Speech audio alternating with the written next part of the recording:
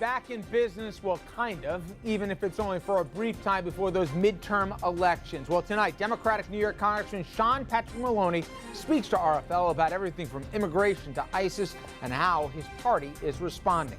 Also, Governor Andrew Cuomo and his Democratic challenger Zephyr Teachout make that final push, campaigning across the city ahead of tomorrow's primaries, and Cuomo continues to ignore his opponent, this time even to her face. The question, though, is how close will it actually all be when it's all said and done and the polls come in? Plus, Ray Rice, he now gone. If you didn't see today, his original 2-game suspension for knocking out his fiancée, well, the video came out, and what happened in that elevator has now made him unemployed. Good evening, everyone, and welcome to RFL. I am Richard French, and thank you so much for joining us tonight. We begin this evening in Washington, where today congressional lawmakers, they went back to Capitol Hill for a brief 3-week session ahead of those midterm elections. Now, they're set to take up a few key bills, such as reauthorizing the Export-Import Bank. Don't worry, I won't talk about that all night here. Also, extending the Internet Tax Freedom Act. But when it's really said and done, Congress, they're not going to be getting stuff done is the biggest headline, because when it comes to issues like, for example, huge crises, including issues facing our border and immigration, again, nothing will be done. And it's not just Congress that you blame for that. The White House, they're going to lay out a strategy when it comes to dealing with ISIS and the militants overseas. That likely to come out this week.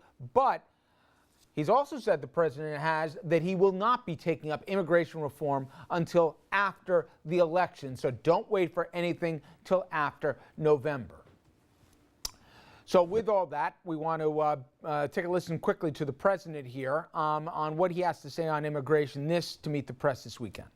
The millions of people who are here, in many cases for a decade or more, who have American kids, who are neighbors, oftentimes are our friends, that they have a path to get legal by paying taxes and getting above board, paying a fine, learning English if they have to. So the good news is we have bipartisan support for that. We have a Senate bill that would accomplish that. The House Republicans refused to do it, and what I said to them was, if you do not act on something that's so common sense that you got labor, business, evangelicals, law enforcement, you got folks across the board supporting it, then I'm going to look for all the legal authorities I have to act.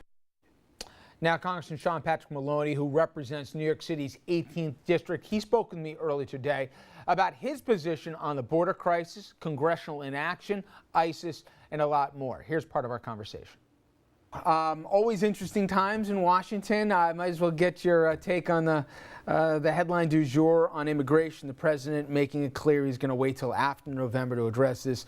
Not only supporters, but even some of your colleagues taking the president to task on this, saying that why wait? And more than that, this is safe politics.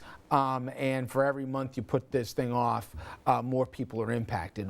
Did the president do the right thing here, or should he have not waited till after the November elections to get into this? Well, I'll be honest with you. I don't know what the president's doing on this. What I support is fixing a broken system. And whatever the president's going to do or not do can never be a substitute for the Congress doing its job, which is to fix this broken system. We've got a compromise bipartisan bill that came out of the Senate. House should vote on it. And if people think they can do better with it, they should.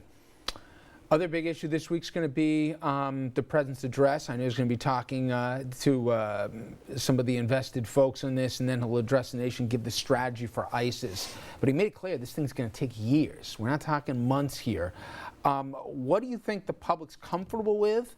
And what do you think is practical in Washington, whether it be funding and what kind of a commitment? Because this could even go into the next administration conceivably. What I hear from people all around the Hudson Valley is they want swift, lethal justice administered against the people who killed our citizens. What I also hear is that we should not get involved in someone else's civil war, and I agree with that.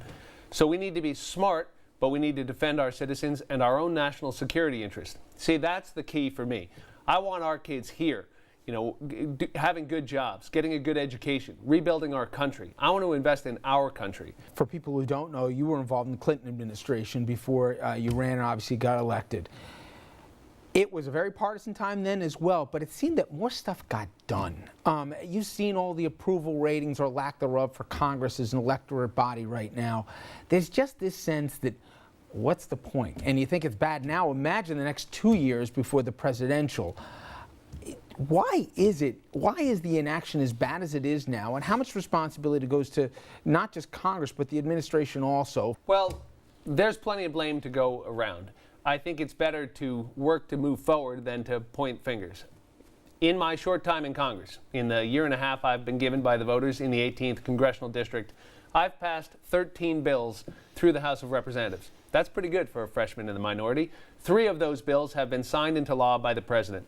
There's so much work to do that I think that if we just stop fighting long enough and focus on the things that we can agree on, we'll make progress. And I am a Bill Clinton Democrat. I've said it before.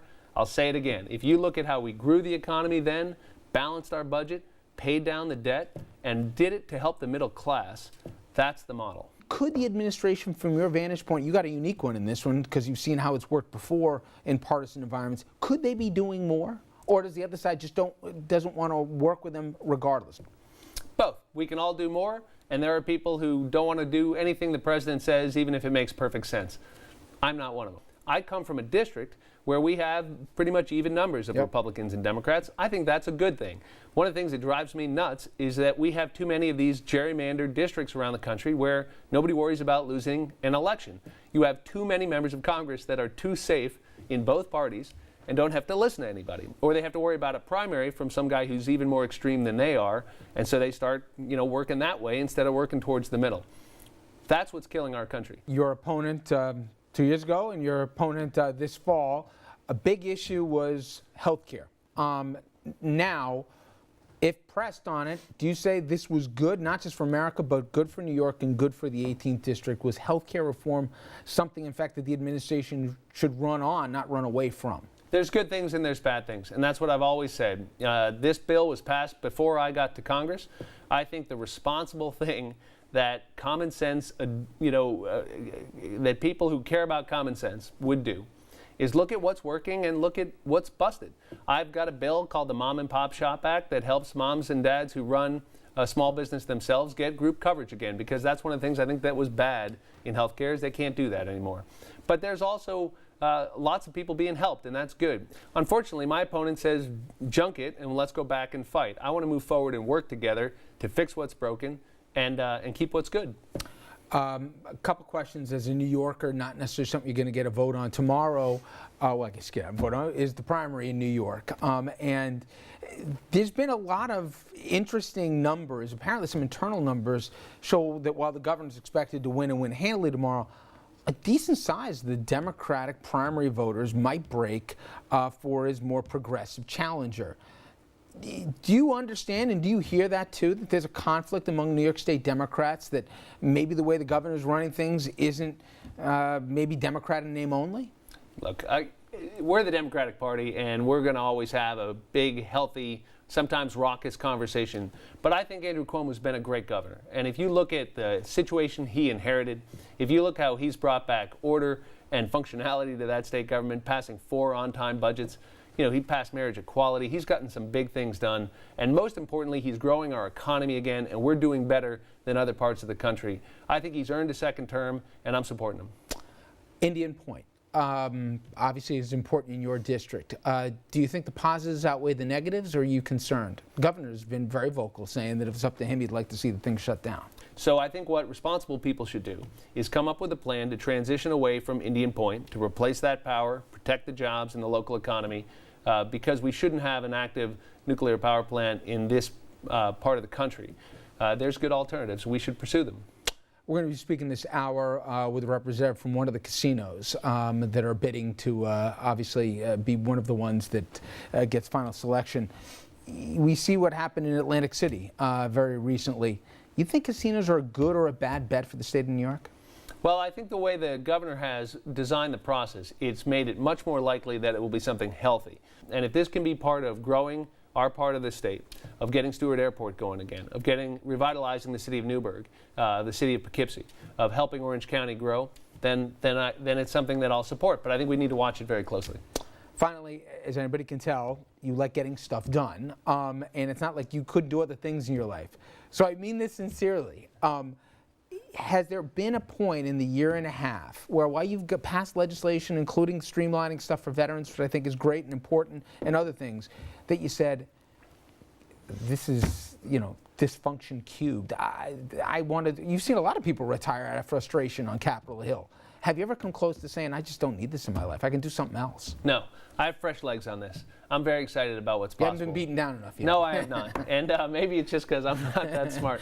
But I will tell you, I'm encouraged that we can still do things if we work together. And I'm very excited about the opportunity to be the voice and the vote of people in this part of the world who just want their government to work for the middle class again. It's been a long time since the government supported families like the one I grew up in, where my dad was supporting a family of 8 people on 1 income, but he sent 5 kids to college. They sent 5 kids to college on 1 income. There's not a middle-class family in America today that can send 1 kid to college on 2 incomes. We can be a better country, and I get excited about this work, and I want to keep doing it. And that's why I'm asking for another 2-year contract to keep doing this work. In a couple months, the folks of the 18th are going to make that choice. Congressman, as always, appreciate the time. Thank you, Richard. Thank you.